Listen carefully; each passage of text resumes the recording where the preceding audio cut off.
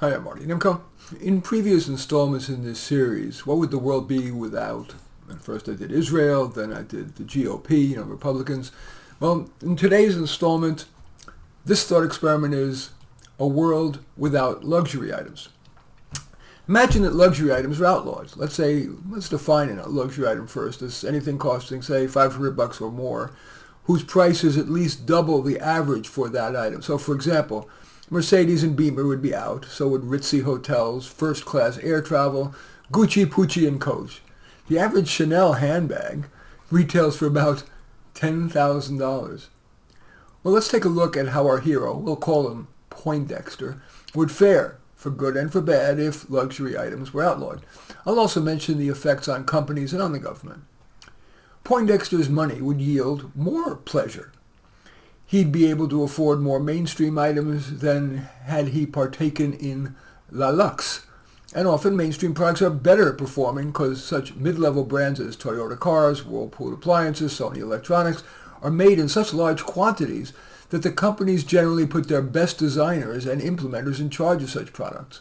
So it's no surprise to me that Consumer Reports routinely rates luxury models from Mercedes to Sub-Zero refrigerators as more problem-riddled than mainstream brands. Companies having to replace their luxury lines with increased production of mainstream models would improve their economies of scale, and that should lower prices of mainstream models. Poindexter would pay less in taxes. Of course, he'd pay less sales tax, but there are less obvious examples, such as car registration fees, which is much more expensive for a luxury car, and luxury tax on items such as yachts or expensive jewelry. Of course, getting less tax money from the taxpayer might not make the government as happy.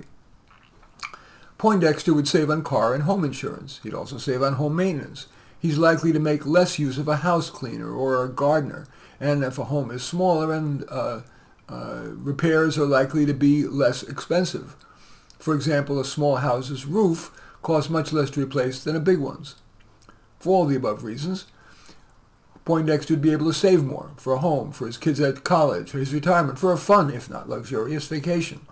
More saving would increase banks' money supply and hence, per supply and demand, lower the cost of consumers borrowing, for example, a lower mortgage interest rate.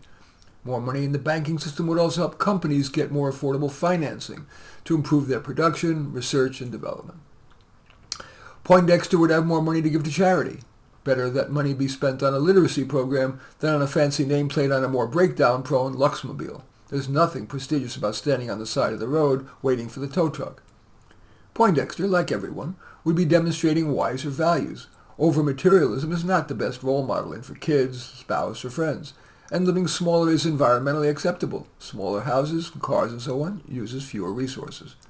Poindexter, like everyone, would more likely redirect their competitiveness toward goals such as accomplishment and contribution rather than who has the toniest house, car, or clothing.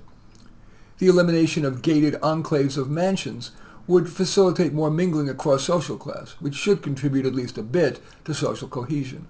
Of course, eliminating luxury does have downsides. Less pleasure.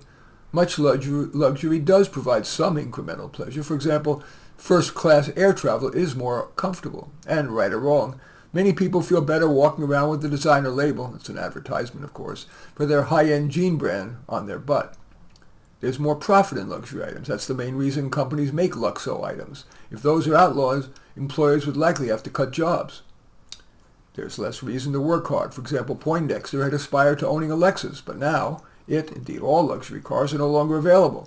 So he'd be less motivated to bust his ass. As someone who is frugal by nature, maybe inadvertently, I'm emphasizing the positives of replacing luxury with mainstream. I don't know. What do you think? In any event, that essay is called A World Without Luxury Items, a thought experiment. As usual, I welcome your thumbs up and accept your thumbs down. I always look forward to your comments and especially like it if you hit the share button below. Share on your social media so that my efforts can have broader impact.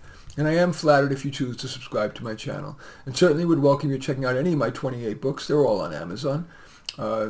Maybe my most recent one, it would be worth a look. It's called A Dose of Reality. You can just go to Amazon, search on my name, Marty Nemko, N-E-M-K-O. You'll find more than you can stomach. In any event, I do thank you for watching. I am Marty Nemko.